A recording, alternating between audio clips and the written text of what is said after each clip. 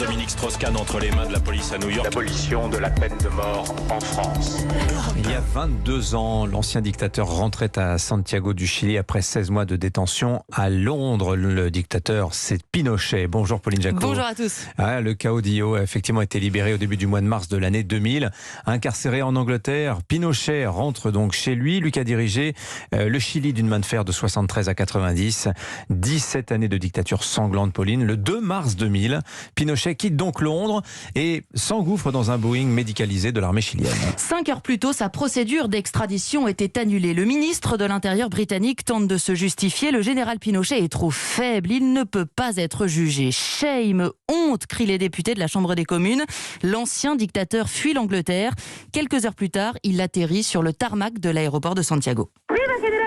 Partout sur les balcons, les terrasses, aux fenêtres, ils agitent des mouchoirs blancs, ils lancent des confettis, tous brandissent des drapeaux du Chili, tous portent des badges ou de grandes pancartes à l'effigie de l'ancien dictateur.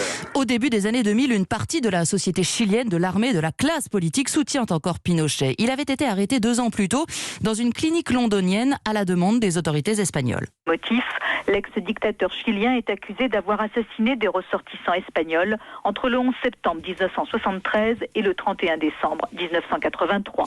Auto-amnistie au Chili, Madrid voudrait donc que le caudillo soit extradé en Espagne, début d'un imbroglio judiciaire international. Cet imbroglio va durer 2 ans, Pauline. La question de l'immunité de Pinochet sera débattue dans les tribunaux anglais. Le mandat d'arrêt est d'abord invalidé. Pour cette raison, l'immunité, les magistrats anglais vont ensuite la refuser. La défense de l'ancien dictateur va livrer une bataille judiciaire de 500 jours. 500 jours de procédure qui vont finalement se solder par la libération de Pinochet. Explication François Clémenceau. Dans un fragile processus de réconciliation nationale, le gouvernement chilien a tout fait pour éviter à l'ancien dictateur un procès qui replongerait le pays dans les affres du passé. Et c'est même le chef de la diplomatie chilienne qui, cet automne, demandait aux Britanniques de relâcher Pinochet, non plus pour immunité diplomatique, elle lui a été refusée après une intense procédure contradictoire de près d'1 an, mais pour raison de santé. Et donc au début du mois de mars 2000, Pauline, Augusto Pinochet arrive au Chili.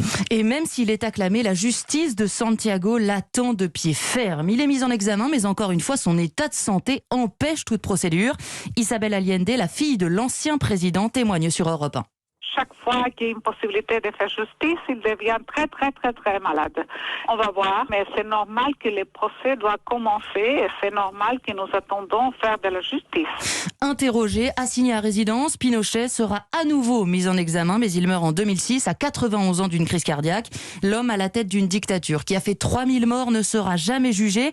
Mais là où la justice a failli, l'histoire a fait son travail, dit un ancien prisonnier politique. Pinochet sera à jamais un assassin de son peuple. Merci beaucoup, Pauline Jacot, Europe 1.